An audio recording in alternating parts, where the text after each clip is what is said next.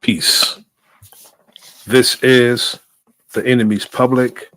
I am Bro.Nasir. I hope everyone's having a good evening. This evening, I would like to pay homage to the master teacher, Dr.Neely Fuller Jr.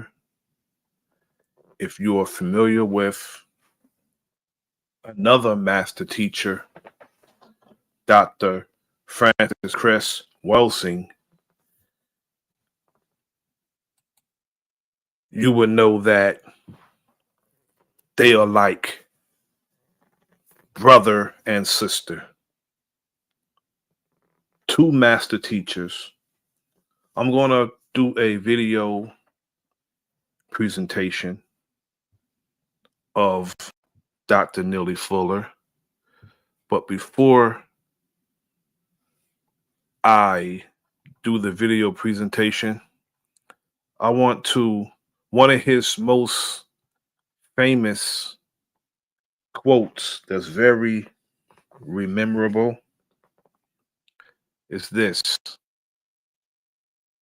if you don't understand white supremacy, racism, what it is and how it works, everything else you understand will only confuse you.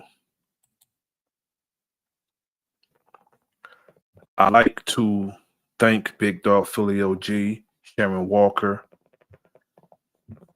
Shawanda Williams, Leonard DeYuta for joining me this evening. I appreciate it. Yeah, Dr. Neely Fuller Jr. is a brother who loved us and wanted to see us better. He was a vanguard of our people, and he tried to teach us critical thinking and how to handle certain situations without letting our emotions get the best of us. Yes, Leonard DeYuta, rest in honor to Dr. Neely Fuller Jr., the master teacher. Now I'm going to do the video presentation. One is animated. I'm going to start off with a clip of another master teacher, Malcolm X and Dr. Neely Fuller Jr. Two brothers who I regard, I hold in high regard. Now let me take this banner off real quick so we'll be able to see it. Have a banner up. And we won't be able to see it. We'll be able to hear it. As a matter of fact, we really don't need to see it anyway, as long as we can hear it. Segregation is that which is forced upon an inferior by a superior. Separation is done voluntarily by two equals. If I have children and they live in my house, I care for them, they're dependent upon me, and their dependence upon me puts me in a position to regulate their lives, control their lives, tell them where to go, where they can't go. That's a form of segregation. But when those children become of age and they think they're equal with me, they leave my home. And when they leave my home and begin to set up a home for themselves, provide clothing, food, and shelter for themselves, that makes them independent of me. It puts them out of my jurisdiction. And the fact that they can do for themselves that which I have done for myself makes me have to recognize that they are equals with me. And nation bill. I don't understand what that means. Okay. I really don't. I hear people talking about building a nation. We're in a system of white supremacy. Now, the system of white supremacy is a prison system, and everybody classified as non-white is in the prison system.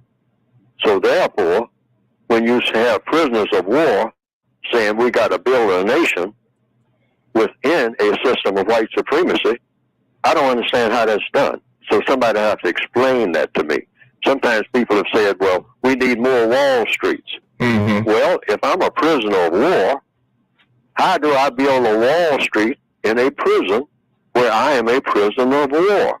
Somebody have to show me how you do that.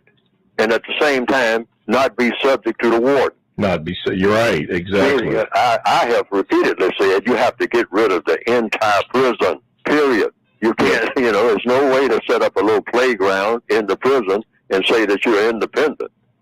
That's a contradiction. I mean, I've never seen anybody do that. So somebody have to show me, how do you actually do that? How do you become independent of the warden in the warden's prison? That means that we have already proven that.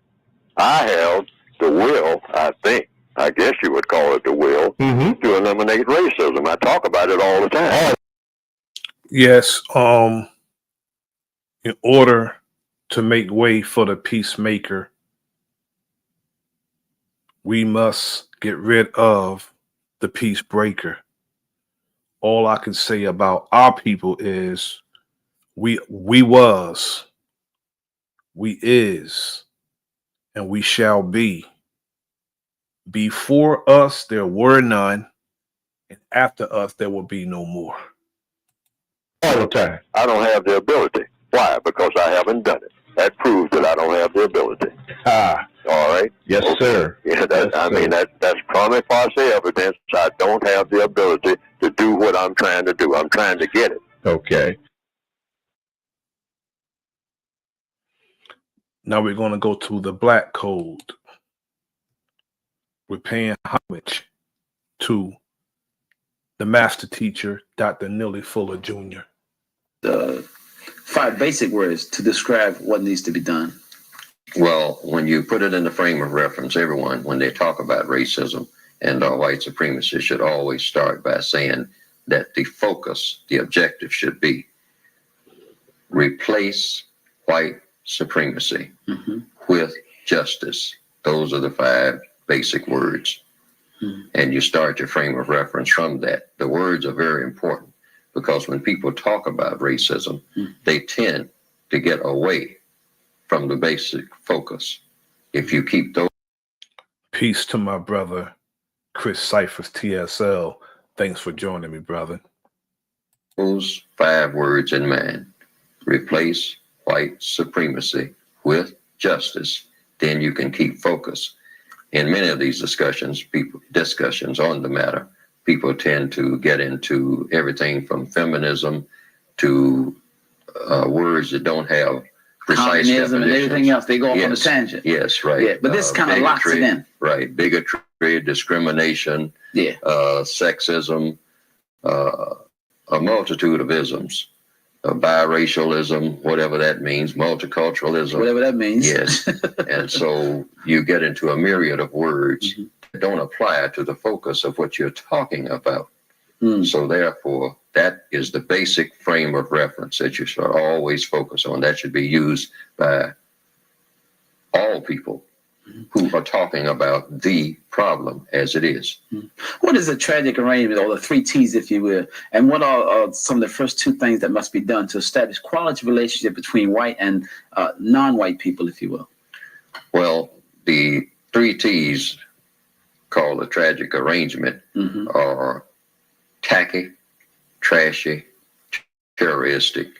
Now, this is the arrangement that non-white people on this planet have with white people in their everyday interactions in all areas of activity. Tacky, trashy, and terroristic. One of the 3. It doesn't get any better than tacky.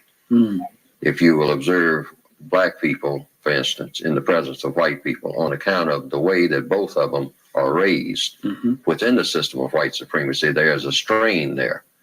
There's not a even flow. So what you have is a tackiness.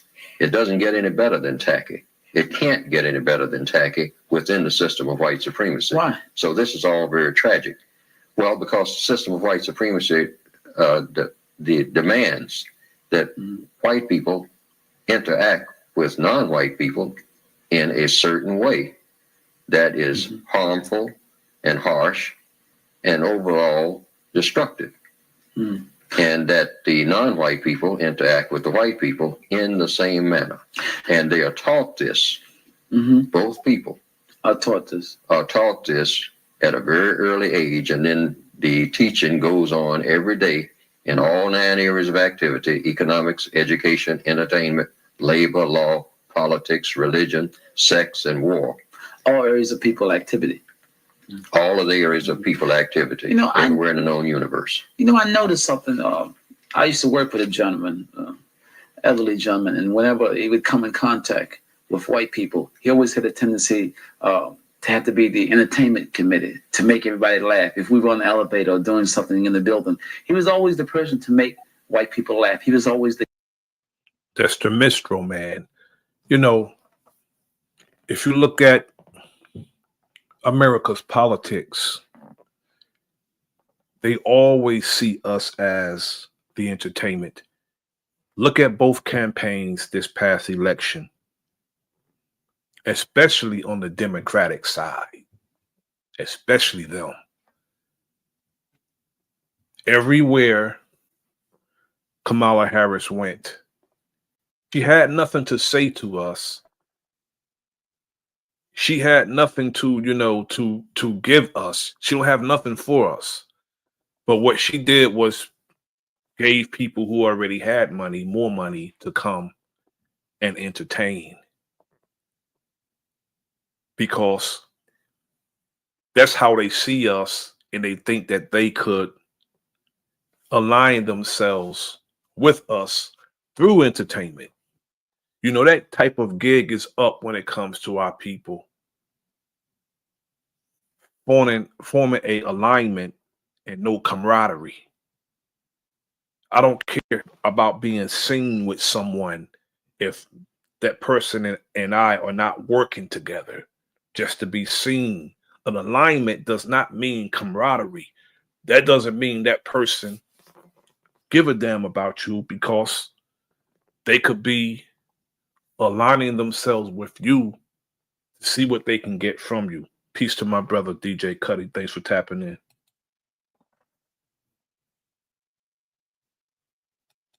Was the clown. Yeah. I always kept a straight face, so he thought something was wrong with me. Yes, well, you can tell that there's a strain even on college campuses and whatnot, and in schools. The people will go to the classes together because that's where the classes are. They are, that's where the teaching is. And then the students will separate themselves in the lunchroom. Now, there's a reason for that. And the reason is not healthy. It shows it's something that is completely out of order. Because if the people are sharing the same classroom and learning the same things and having the same values that are taught in that classroom, then why do not the people interact with each other in all of the areas of activity without exception in harmony? Well, maybe they're not learning the same thing. That is it. Maybe they taught the same thing, but yes, that is it. Under the system of white supremacy, a black student sitting next to See, Dr. Neely Fuller was a master teacher who taught us how to move around in this wicked world because he wanted us to know and understand the system of racism, white supremacy. So we won't get it twisted when we think we got a friend because somebody smiled at us. I remember Chuck D said when he did the song, by the time I get to Arizona, he said, "What's a smiling face when the whole state's racist?" So we have to consider that and understand what Dr. Neely Fuller was trying to teach us. To a white student is being taught how to be a victim of white supremacy. The white person, the white student, is being taught how to be a white supremacist. And it's all in the language. This is done in the language, in the use of the words, in the subject matter of the materials, if the material in any way relates to interactions between people. Now, the other two T's, trashy, if you try to improve on the tackiness, then it gets trashy. The interactions between, for instance, you can say that in the area of religion, Sunday morning, black people and white people do not attend the same churches. Dr. King says the most segregated hour in America. Right. Now, that is tacky, particularly in the area of religion. It should not be. We had to establish, before we were establishing First Baptist Church of our own, we couldn't go to their First Baptist Church. We had to establish the Second Baptist Church before we decided to establish our own First Baptist Church. Those who are into religion of the Christian faith. The two people should come together in religion, if in nothing else. It would seem logically speaking. But under the system of racism, since the basic teaching of the white supremacy system is that white supremacy is a religion, so you have a built-in barrier already against black people. White supremacy is a religion. White supremacy is something that Caucasian people rely on for absolutely no reason. These are people who consider themselves great without displaying any greatness. These are people who consider themselves supreme without showing any superiority on no level do they show superiority. But it's a mindset. It's not that they're superior to anyone. It's a mindset that they have. And it's also a system based on that mindset. People and white people sharing the same premises and preaching the same gospel and talking about loving each other and treating each other with justice. So therefore, you can't have what you call black people and white people in the same religious setting, which is why you don't have it. So what you do have, and I'd like to add this, is the trashiness that goes on the same Sunday morning, and that is maybe in the houses of prostitution, in the houses of dope dealing. Then you will have black and white together. That's the only same day place on Sunday. Wow, that's interesting that you would say that, because you have these two groups, and we both say we're Christian. We have white Baptists, then we have black Baptists, and we're supposed to be worshiping the same God, if you will. One in Christ, they often say. And that is something that not even many black people care to explain. That they say we are, in Christ there is no east, no west, et cetera, et cetera, et cetera. Yet, the black people and the white people cannot sit down in the same bench in a church. I find it interesting, speaking of religion, that you could have Billy Graham come to town and all the black ministers start bowing down. Minister Louis Farrakhan comes and there's controversy. Well, that is because of the race issue. As well. It's always because of the race issue. You can't do anything. You can't straighten out anything in religion or any of the 9 areas of activity without first eliminating racism. And here again, there's only one functional form, and that is white supremacy. What should be used as a role model for replacing white supremacy? The role model for replacing white supremacy should be a code of thought, speech, and action, not a person, never a person. And that's also Absolutely. The code is the leader. When we get that together in that mindset and understand that, we'll be well on our way. The code is the leader, not a person. also applies to producing justice throughout the world, which justice has never been produced. As far as anyone who is existing now knows anything about. We don't know what justice would be like. We don't know what peace would be like. Yes. Never had it. So in the process of producing justice, you need a role model, and that role model has to be a prescription. Some ministers have said in the beginning there was the word. Now that certainly applies also to straightening out race problems. You have to have the words. The words are not correct. Hardly any of the words are correct. The words are designed to support racism. And this is why you have the confusion you have in the schools. Deceit. Yes, the deceit. See, the words are designed to support deceit, which is the basic tool of the white supremacists. So now we're going to go to what do whites fear most? Again, we're paying homage to Dr.Neely Fuller Jr. What do you fear most? Now, don't answer right away. Get your agreement straight, because once you say what you fear most, then we can roll. If you don't, or if you be evasive, or if you give an answer that's not logical, based on your power, all right? Because, see, they don't have the power to control the genetics once the sexual intercourse happens. They don't have the power to control what that baby is going to look like. They admit to that themselves. So that's what we say that the fear is, see? But now, if they go anywhere outside of that, we just say, okay, all you're doing is just announcing that you want to continue these things as they are, and we don't intend for it to continue as it is, even though.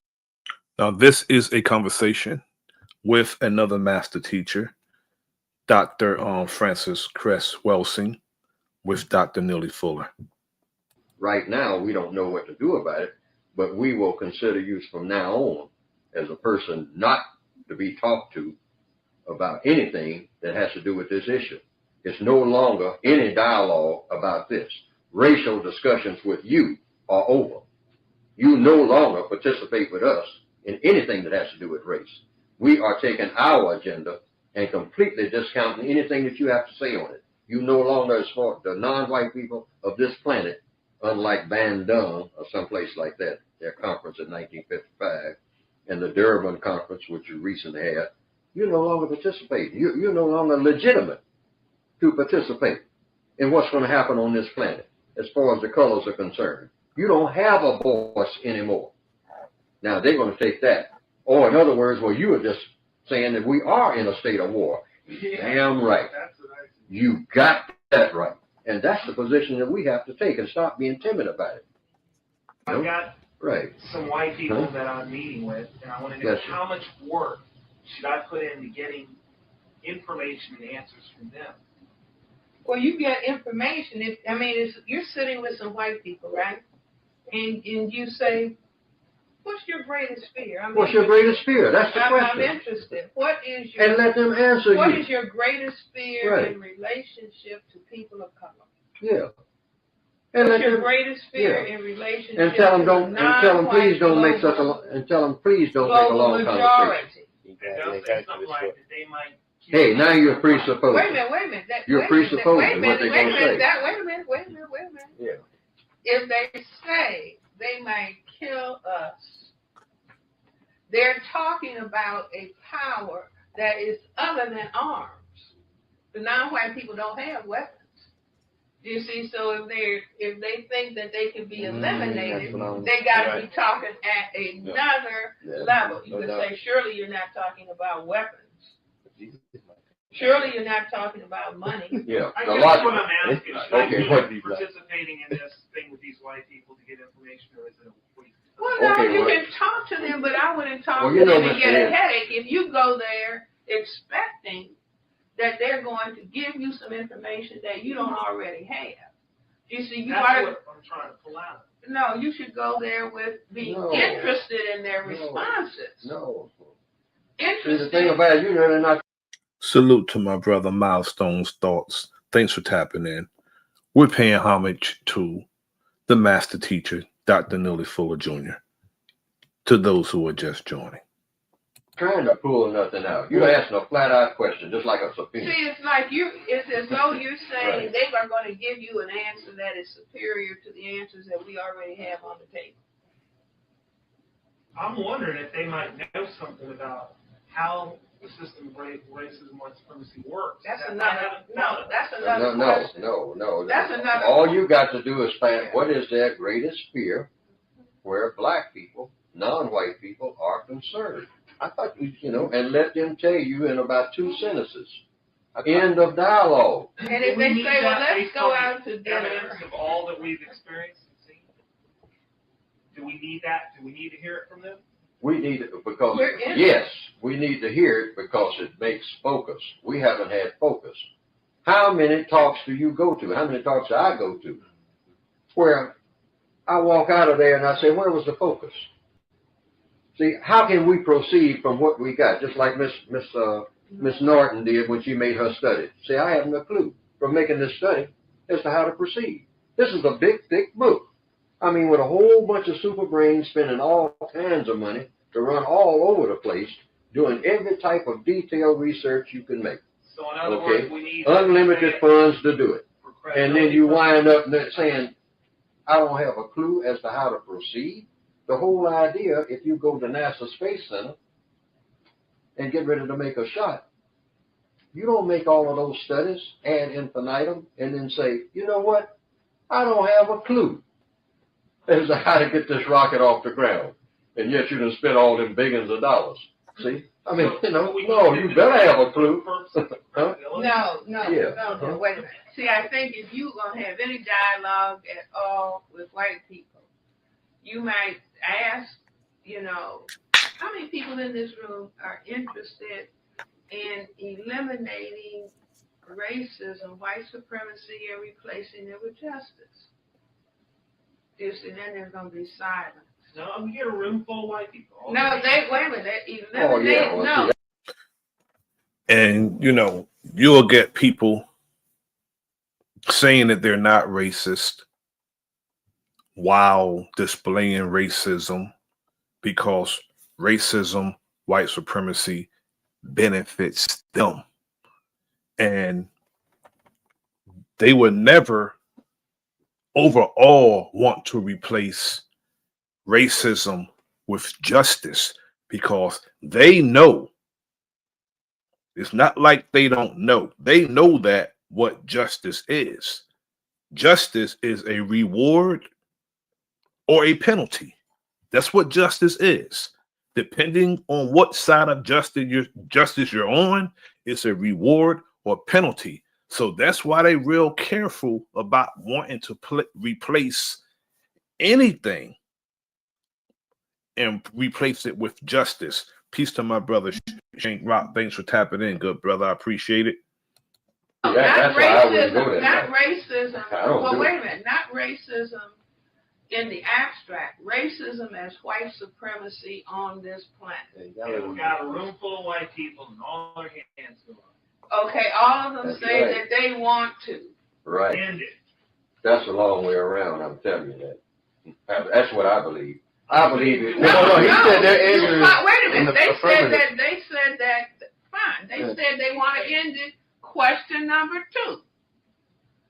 What is your greatest fear?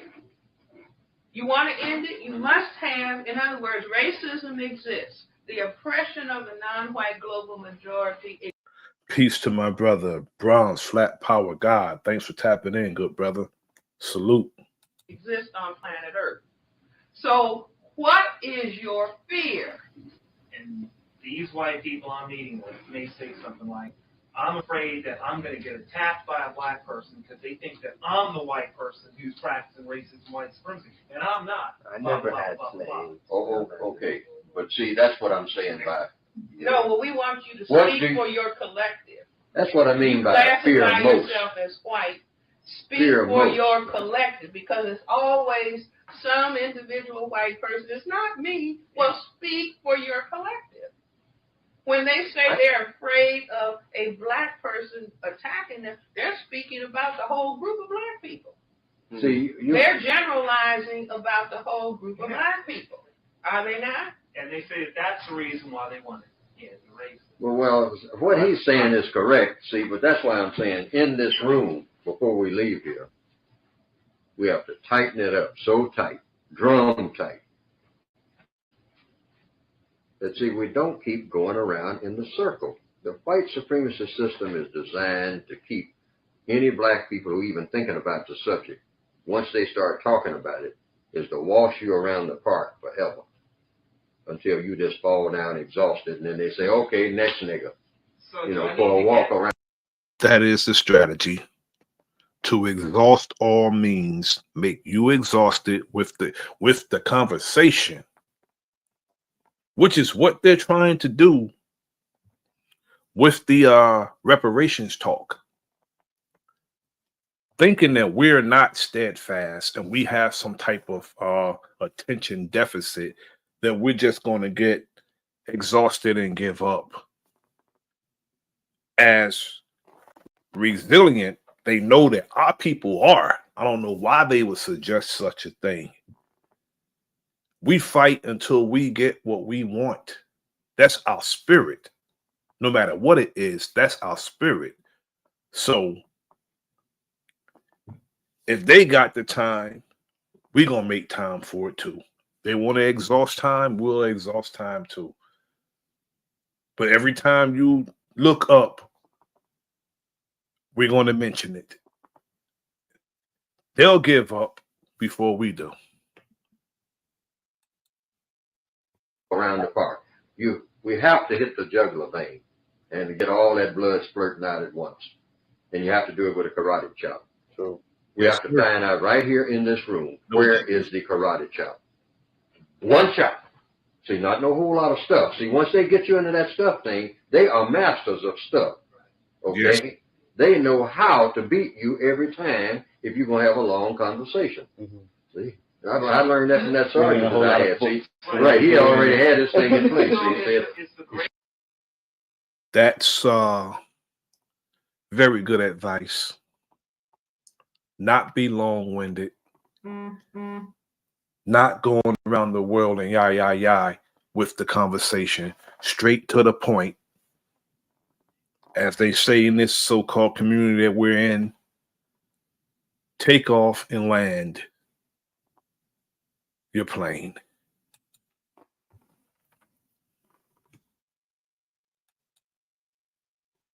He said, full amount of time is too short for a long conversation.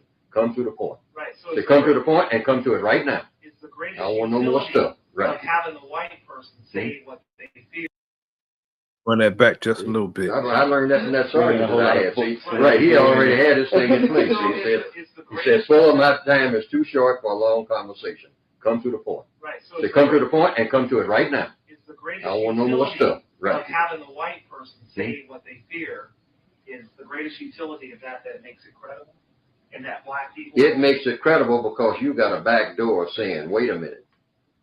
If your answer is incoherent to me, if it doesn't make sense, I'm going to ask somebody else because there's no point in talking to you anymore. See, that's got to be clear. In the United Nations, any place else, we have to start approaching en masse with that type of thing. We're not going to have no long dialogue. This is not going to call for no long, umpteenth conferences, and then next year we're going to have another one. See, that foolishness has got to stop. I mean, in its tracks. We got to just almost outlaw that. How much work do I do to pull that, to get that answer from? Peace, brother. How you doing? Do a mic check. I'm doing well. How about yourself, brother? I'm good, brother. I'm good. You know what we're doing. We're celebrating and we're paying homage to master teacher, Dr.Neely Fuller Jr. That's right. You have anything to say, brother, on that? I'm at a loss, just like everybody else. I'm really at just a loss for real. Yes, sir. Yes, sir. And this is well deserved homage to a man who tried to teach us, and make us understand the system that we're in. And as the brother said, we can't leave here first if it's our land. We can't leave here and we're inside this system.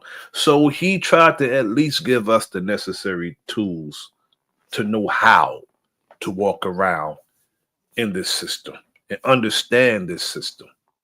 So I'm very grateful for Dr. Neely Fuller and Dr. Francis Cress Welsing. Very grateful to those two. If there's nothing else to be said, brother, I'm gonna continue with the video. You got it, brother. Simply say, just you start, everything has a starting point. You just say, this is the whole package. This is not something like we're beginning to have a dialogue. This is the whole thing. We're talking about your fear. Now, if we can't get it clear about your fear, it's no point in talking any further. We got to make that our bottom line. See, that should be the bottom line in NAACP. If we can't get you to cite concisely in one sentence, preferably, we'll allow you maybe two. You're the thing that you fear most where non-white people are concerned, and we don't want no long dialogue about that one thing, because the long dialogue after then, without you coming to the forefront with that, means we're just talking in a barrel. And that's true. See, what I'm saying is not abstract. That's where you're going to go with this. The minute you get into that long thing, I mean, hey, you're just going to get weary, that's all. And you're going to walk up exhausted. Now, if we hadn't learned that by now, I don't see any point in, Now we're going to go to systematic racism in the workplace. This is understanding racism, white supremacy. I'm going to keep repeating. Every hour of. I'm going to keep repeating one of his most famous quotes. Understand white supremacy, racism, what it is and how it works. Everything else that you understand will only confuse you.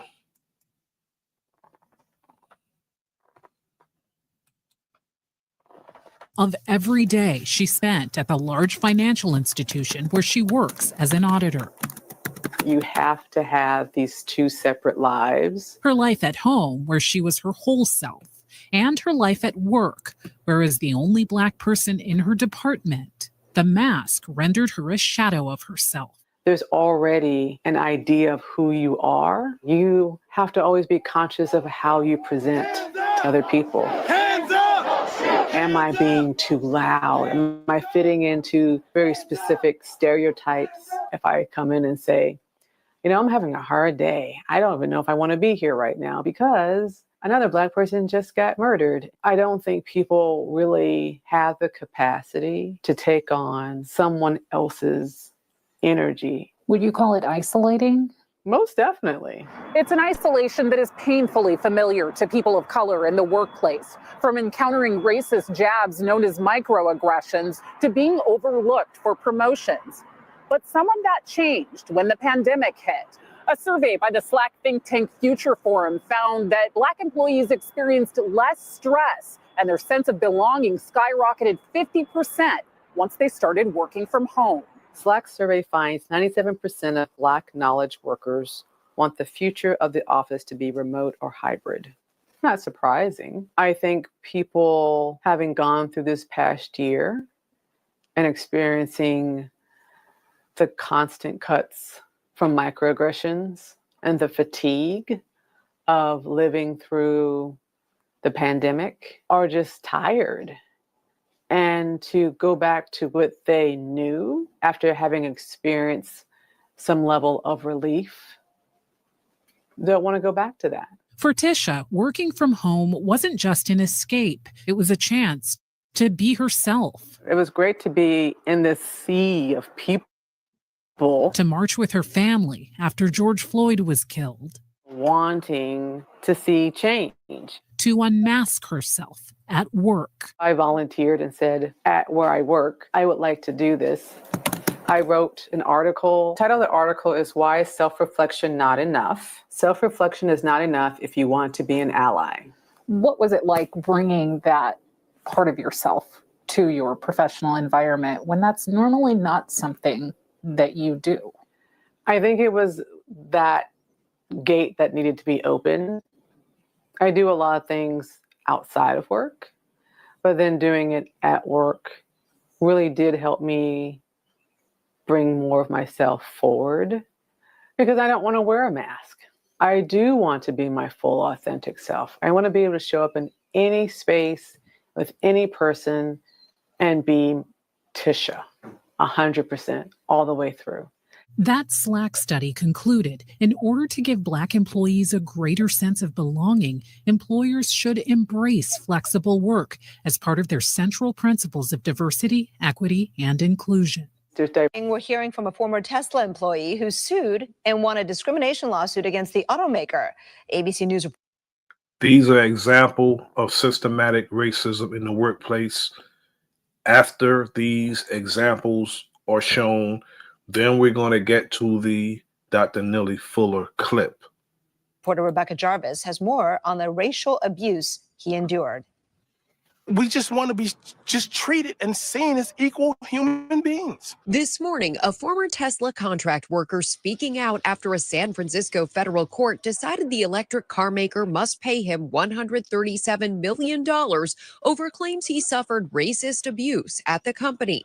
Owen Diaz, who was hired through a staffing agency in 2015 as an elevator operator at Tesla's factory in Fremont, told the court he faced a hostile work environment where employees drew swastikas and racist graffiti on bathroom stalls, where coworkers told him to go back to Africa, and ethnic slurs were heard routinely.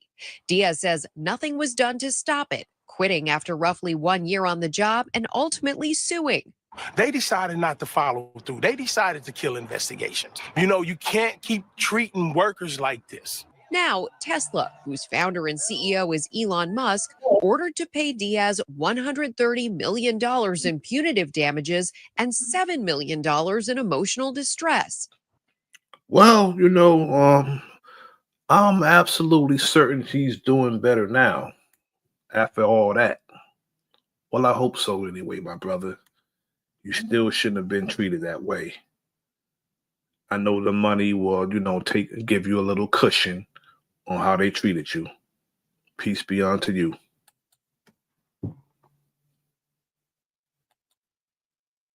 An unprecedented amount for racial discrimination cases. A lot of people are living paycheck to paycheck. They have to choose to take the abuse that these billion-dollar companies are putting out or feed their families. In an internal email to employees Monday following the verdict, posted on the company's website, Tesla's VP of People writing, although the facts they have of the case don't justify the verdict reached by the jury in San Francisco, we do recognize that in 2015 and 2016, we were not perfect. We're still not perfect, but we have come a long way from 5 years ago. Hopefully it will make them change and make other companies change and realize racist conduct has no place in the workplace. Particularly in job situations. They set black people up. One thing, many white supremacists have concluded that in most cases, or in many cases, black people, non-white people, act according to their emotions. So they know what buttons to push. They just about know when they're going to fire you and how they're going to go about doing it, because they know when they're going to make you angry. They know how to make you angry. They know how to make you laugh. They know how to get you to relax. They know how to get you uptight. So they say, okay, well, we're going to get rid of that fella today. So we'll have him come in and we'll start telling him this and telling him that and whatnot. We got our own strategies and whatnot. And we have been studying him, and we know that he has a temper. So at this point, this one thing, because white supremacists always study their victims, and they know more about their victims than the victims know about themselves. All right? The white supremacists know more about me than I will ever know about myself. All right? They make it their business to do that. So they can kind of predict behavior. And in job situations, when they get rid of a non-white person, they'll say, hey, what we'll do, we'll make him mad. Because we know what will make him mad. So, about 9 o'clock today, when he does this and whatnot, you go over and say to him this, and this. Now, that'll get him angry. And he's going to immediately blow up. He's going to start calling names and all like that. And today, by 5 o'clock, he'll be fired. So we'll just set him up for that. He'll walk right into the trap. He won't be expecting it. And this happens all the time. Yes. See what I mean? So non-white people should be aware of this. When they get ready to get rid of you, everything is just fine. But now he's got a cousin that needs your job, and he says, hey, well, Henry, And it's also not limited to, white people per se. You have other peoples who have that mindset, and they use those same exact tactics, because there's a lot of wannabe honorary white supremacists out here also. They share that sentiment towards us, and they use the same tactics towards us. Again, it's a system. White supremacy is a system. That black guy down there, he's got that position, and he's doing an excellent job and all like that. Say, well, but my cousin needs that job. So how are we going to get rid of Henry and do it all nice and neat? Say, well, we'll make him angry. So you know how these people are. They always got a chip on their shoulder and whatnot. They always want somebody to respect them. Mm-hmm. They're real big on respect. So you say something that sounds like you're disrespecting them, he's going to go off. It's not going to be disrespect, because these black people don't even know what respect is. See, they just know what we have told them. So they set them up, huh? They don't have a definition for respect. Mm-hmm. They think they do. Okay? So we'll have them play in our hands, just like they do with everything that we relate to them. That's why we're dominant. That's why we're white supremacists. And that's why they're always victims, because they do not think ahead. They only think about how they feel at the moment. And a lot of us don't, as his quote says, understand white supremacy, racism, what it is, how it works. We have to understand what it is, how it works. And if you don't understand what it is or how it works, anything that you understand will only confuse you. And we'll always use that against them, because they're very emotional people. They fly off the handle real quick. You know what I mean? But you got to know what buttons to push. And we know what buttons to push, because we understand them better than they understand themselves. You're being set up. Yeah. When you run the kindergarten, you know your children. All right. And that's what the white supremacists look at the whole world of non-white people. They say, we know how to move these people around. They don't even know they're being moved around. We know how to, set them up for make them laugh like you wouldn't believe. And we know how to make them mad. Just have them, storming around the place, knocking things over. We know how to do that. See, so we'll just orchestrate it. Anytime we want them to do anything, we know how to handle them. They don't know anything about how to handle us, even though they think they do. That's why they're in the position that they're in, and we're in the position that we're in. We're white supremacists, and they are victims of white supremacy, just like all their ancestors, because they didn't know anything either. In a socio-material system dominated by racist white supremacists, all jobs that are established and or maintained by white people are dominated either directly or indirectly by those white people who practice racism and white supremacy. No person can be hired, fired, promoted, and or get in trouble on a job unless it is the will of the white supremacists. In addition, there is no such thing as a non-white person being a supervisor on a job in any socio-material system that is dominated by white supremacy. Only white people are supervisors. Non-white people, however, may have a supervisory title, but in truth, only serve as messengers or carriers. Now, the next video I'm going to play is called Small Talk is Deadly. Do not stand around doing small talk with a white supremacist. That is the same tactic that get a lot of us in trouble when it comes to the police. They'll act like they're your friend to gain some trust with you and have you self-incriminating yourself. So we shouldn't do any small talk with our open and consistent enemy.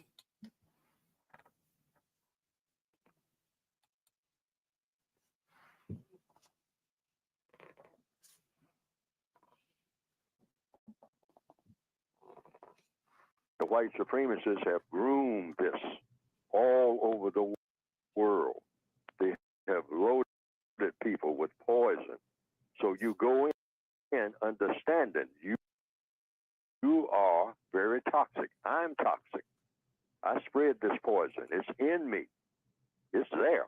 I can't say it's not there. It's going to come to the surface. I may not think that it's there, and that is a big mistake. Oh, it's there. Yes, sir. And it's there in the people that I'm going to approach. So what do you do in knowing this? Since you know this, you minimize conflict by minimizing unnecessary contact. And you make all your contacts of constructive value. If you're going over on a Saturday afternoon, to help somebody paint the garage, that is a constructive thing. Because maybe paint on the garage helps the garage to increase in value and also as a protective coating for the garage so that the wood doesn't rot. So you agreed to do this for an acquaintance. So you went over and you painted it and you do the job. You relax. You don't have to be uptight and all like that. But as soon as that paint job is over, don't stay around, and this particularly applies to black people, don't stay around making small talk. It's that small talk that leads to Saturday morning killings among black people. That little what we call innocent small talk, because we start picking at each other. Tell the truth, we start doing that. Or we start picking at somebody who's not even present, somebody that didn't show up for the paint job. We have derogatory things to say. Don't hang around where this type of thing begins to take over. Get your paint and your paint brushes and your paint cans back on that truck and say, okay, that's a pretty good job. It really looks good. We finally got around to it. I promise you that I was coming over several weeks ago, and I had to keep, breaking my promise because I had other things to do. But I'm glad I got over this Saturday morning, and we got this job done finally. So, okay, Oscar, I'll see you, and you all have a nice day. And you get out of there. Because if you're standing around making that small talk, it's that small talk among black people that's going to lead to something evil. We are not very skilled at making small talk, particularly in the Northwestern Hemisphere, and we have to admit that. Okay. Now we're going to go to another clip with Dr. Francis Cress Wilson and Dr. Neely Fuller Jr. Stop gossiping. That's a hard one. On gossiping. This is a video telling us that we need to stop Gossiping with Dr. Francis Cress Wilson and Dr. Neely Fuller Jr. What is gossip? Saying something about someone that you wouldn't say to someone. Real simple.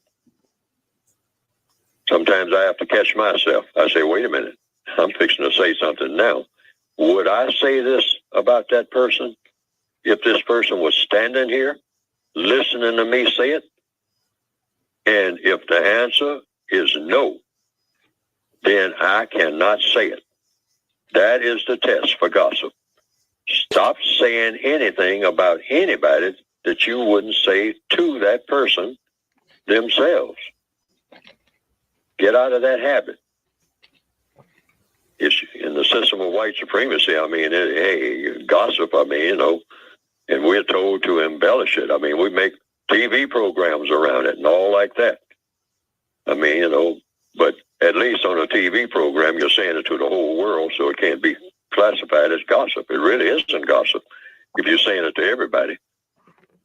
But if you're saying something about any person, stop and think, would you say that about this person if the person was right there listening to you say it?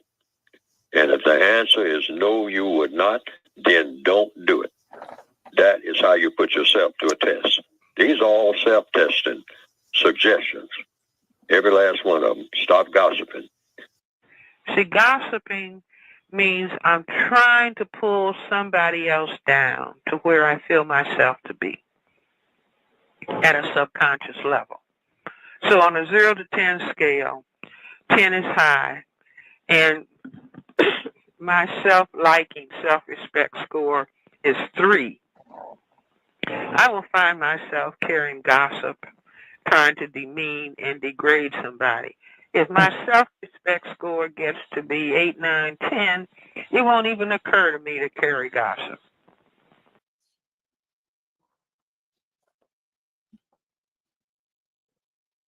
Make contact with anybody unless you have something constructive to say or do.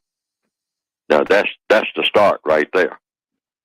Don't pick up the phone. You know, we got fast communications now, faster than we ever had before, where we can just pick up a cell phone and call anybody, anywhere in the world. Okay? But what are we talking about when we do it?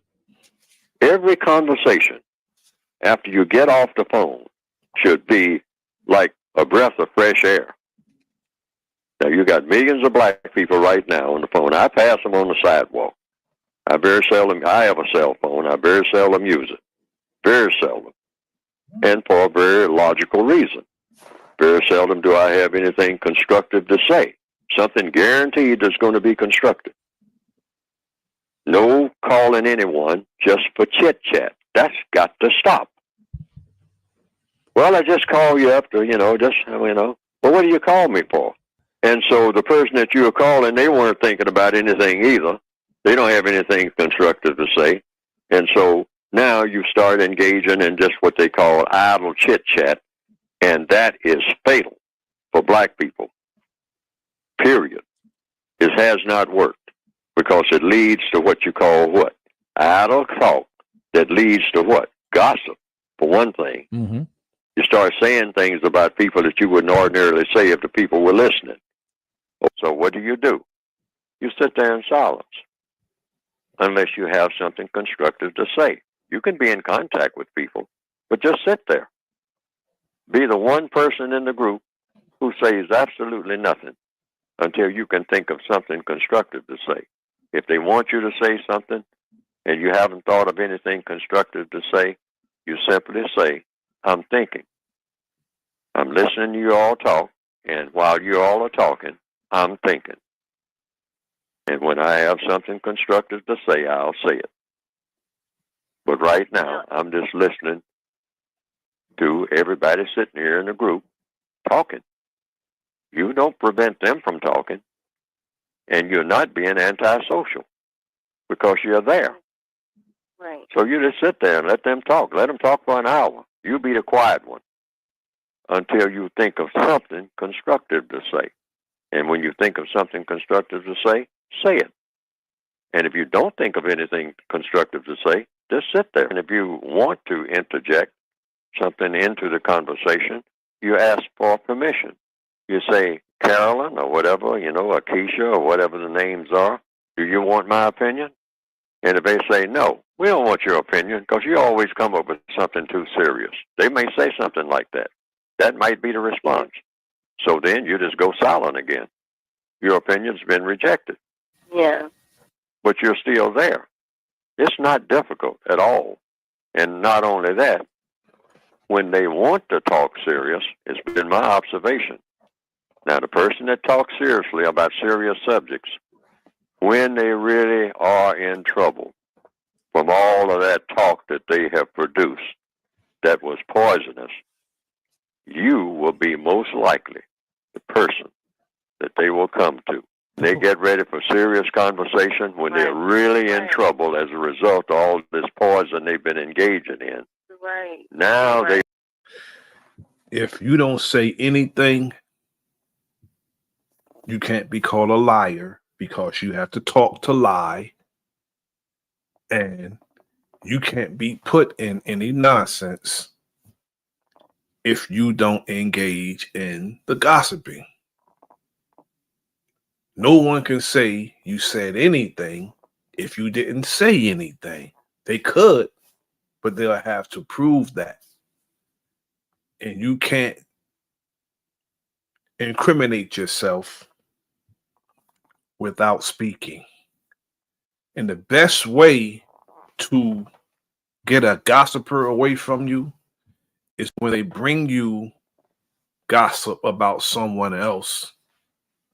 You just ask them, what part of that nonsense did you play in it?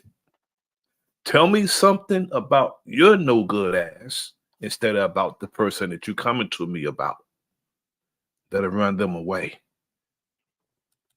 They will come to you. It's like social media is, they gamify, they make a game, right, out of attention. You know what I mean? So how many likes, whatever, and all of these is things that we program as human beings to we very susceptible to that. You know what I mean? And so they made a... That's the new currency. That's the currency. And people actually, you know, are attention whores. They want to be paid attention. They'll be loud, belligerent. They'll jump up and down. They'll throw tantrums for attention. I see it daily. The video game of it, called Your Page. You know what I mean? And you don't realize you playing video games all day, but it's like, oh, let me see what else, you know, gonna come up. You know, what's gonna pop up. All of that is giving them it's a little endorphin, you know, little squirt, like, you know, like a lab rat. And we get addicted to this. You know, I was just talking to the homies the other day about the first thing a lot of us do in this social media world is we wake up and we check social media. We wake up, we check Facebook, we check Instagram before we check anything internal. You know, we say we want to meditate more and whatever, but we get our first 10, 30 minutes to the social media instead of sitting down, breathing, and giving thanks, you know, for the day. We got the time. It's just priorities is the issue. So, but it's not a judgment, but it's more a statement of that, you know, these companies have invested. Most of us are guilty of that. Most of us are guilty of that. Billions of dollars in researching human behavior and creating these systems. You know what I mean? So that you paying attention, so that you can be sold things and control consumer wise. Yeah. So it's our job to just know what the game is, you know, and create buffers. You know what I mean? Meditate first before you do anything else. Give thanks, meditate, get your, you know, tune into your internet. You know what I mean? And then use it to network. You know what I mean? Use it for as part of your business. Use it to, you know, have community through a digital space. But just, you know, always pimp the system. Don't let the system pimp you. Is political correctness killing the entire hip hop rhetoric? No, I don't think it is. I don't think you have to be that politically correct. I mean, there's people that are, but at the end of the day, you can still in our genre pretty much say what you want to say and get away with it. Because you see people getting outraged by every single remark that goes on social media. You see, for example, Kanye West, ranting, and then, like hundreds of thousands of millions of tweets of people just, calling him down because of that. I think people are now experiencing the fact that you can be in the thoughts of those hundreds of thousands of people.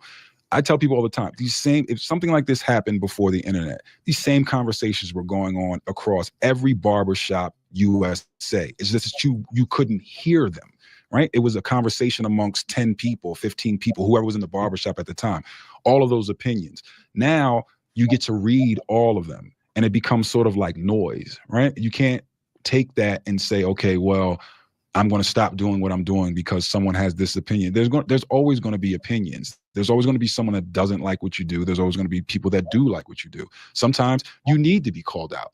You need to have people say to you, I don't really like that. Great. You know what? I'm going to go. The mature person goes back and says, okay, you know what? I'm going to go back and I'm going to fix this. Or you can simply say, I'm sorry, or whatever. But we're in that age now of instant access. Someone can, without even knowing you, just say whatever.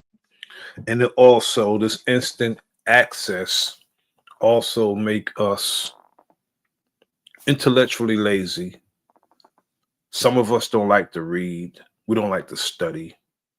We call ourselves doing research when we're only searching.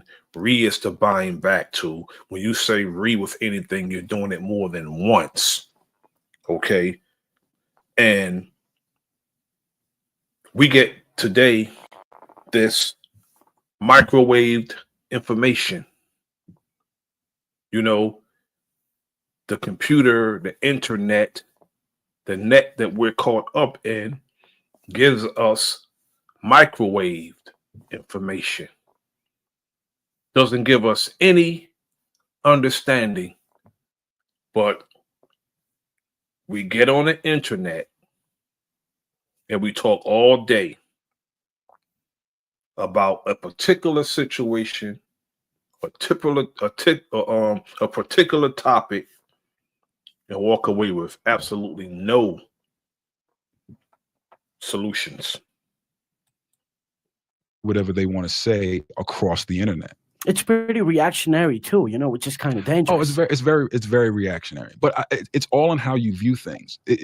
I don't like it when my children or my students refer to people on their page as their friends. I'm like, they're not they're followers. They're people who want to follow whatever you're putting up. Your friend is someone that you interact with on a daily basis. That's another thing that I find this generation needs help with, is human interaction. Just go outside and meet people, right? Versus digitally or virtually meeting people and having these conversations. You just have to understand what that is. There's a great power in that I can now connect with someone who I probably physically won't be in a room with, or then once I've recognized that person online, I can then go meet that person. Right. But recognize what the word friend really means. That's someone that knows you, or the vibe that we get just from sitting in the same room and having eye contact and those type of things are the things physicality of it all, of actually meeting people. You may get in front. There may be someone who you get along with online and you get in front of them and you don't like that person,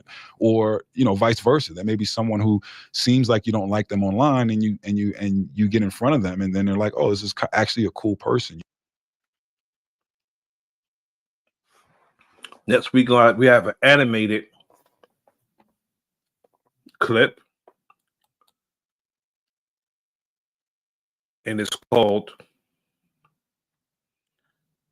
the animated. We all black people afraid of the word supreme.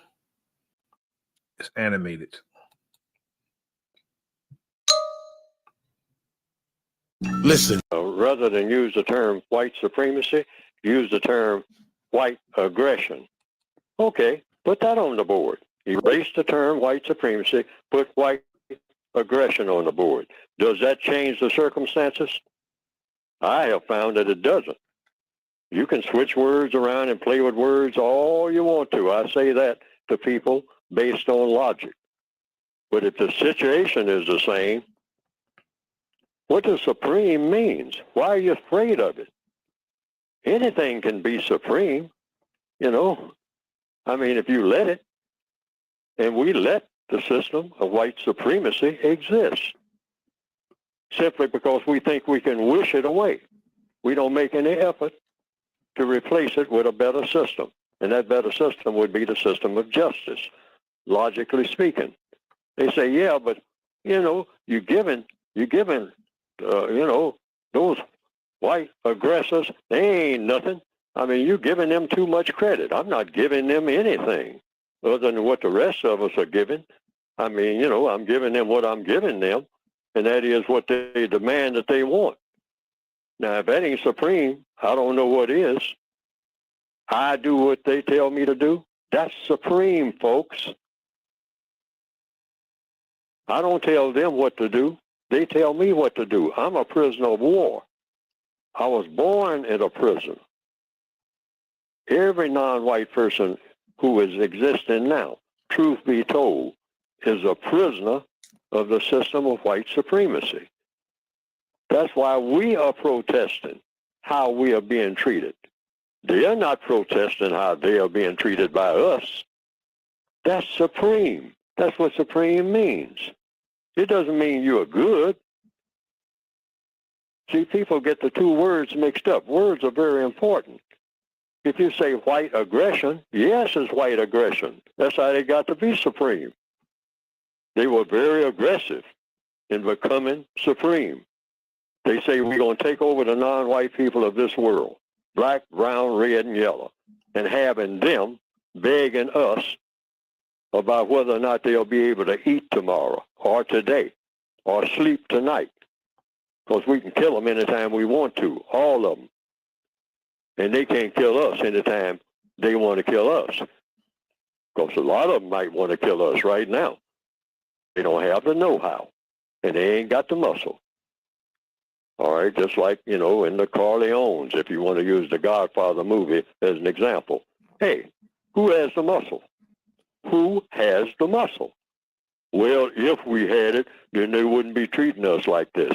This is the kind of thinking that gets black people in trouble when they jump out of a car when they are being pulled over and an armed person walks up to them, and that person has a white face who may or may not be a racist, and all of a sudden, woof, woof, woof, woof, woof. Black people have, you know, a lot of us have these big, heavy voices.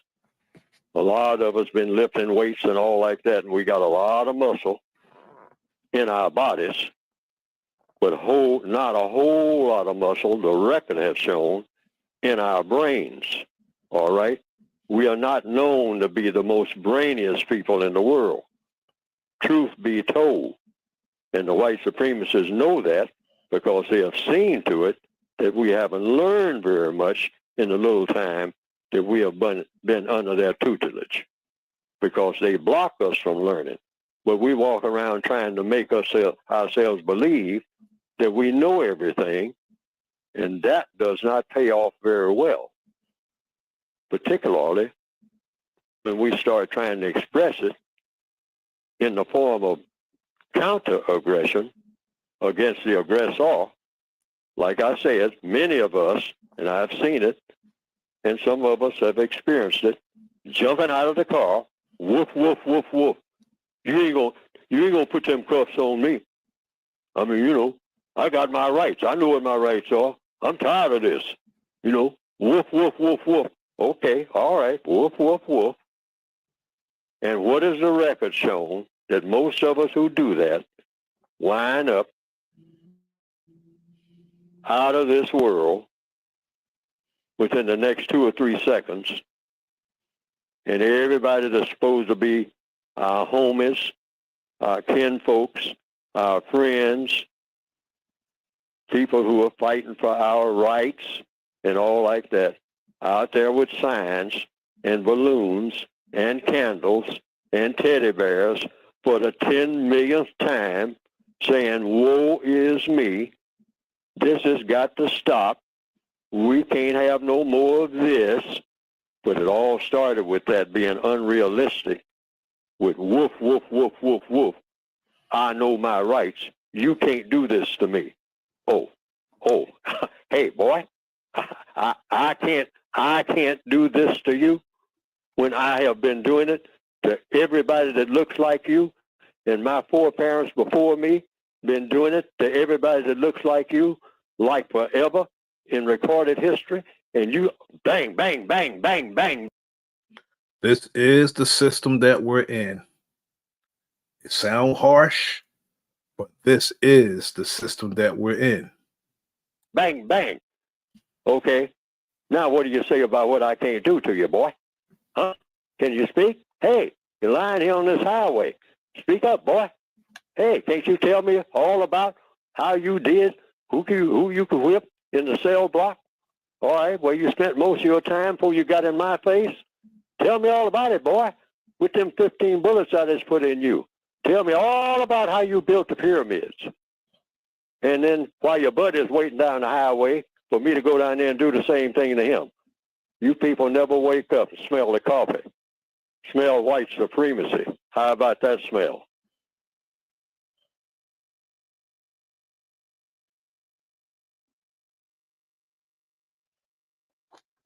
Now, some people have said they've seen some cartoons of my work on the internet that have been presented, and that it pretty well embellishes what I have been trying to say in my textbooks. And to the extent that it does that, well, that has been, from what I understand, some people reported to me, a plus.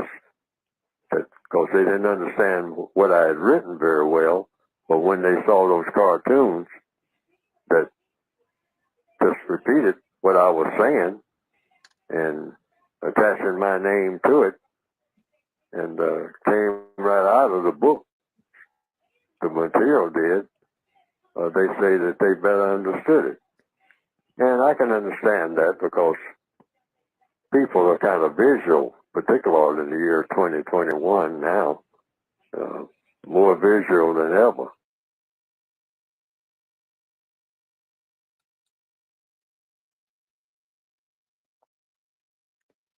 I want to thank everyone for joining me this evening as I paid homage to the master teacher, Dr.Neely Fuller Jr.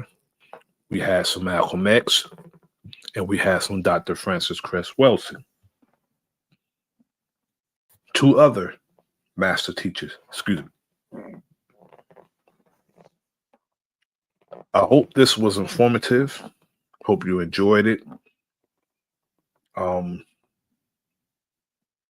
Dr. Neely Fuller, he loved us, and he wanted to see us better, and he wanted to show us how to move around in this system of racism, white supremacy.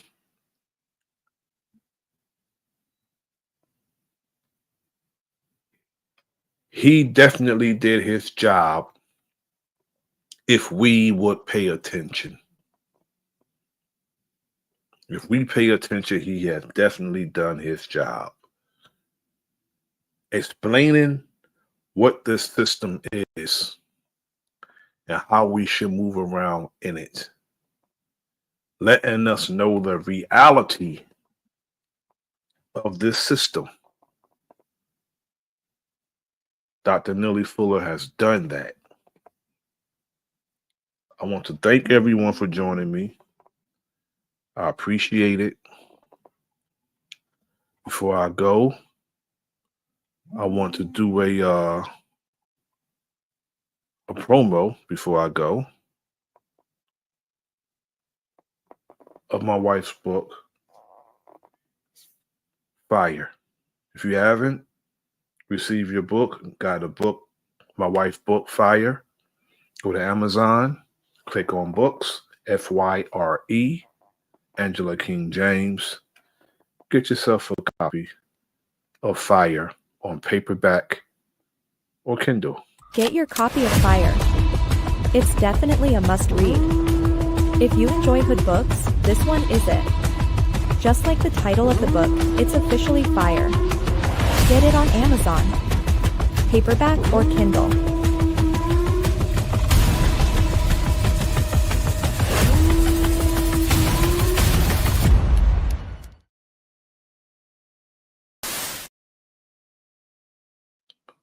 Fire 2, the finale, coming soon. You will be notified when Fire 2, the finale, is ready to drop. Until then, this is the Enemy's Public. I am Bro.Nasir. Like, share, subscribe. Leave a comment in the comment section. Until next time, peace.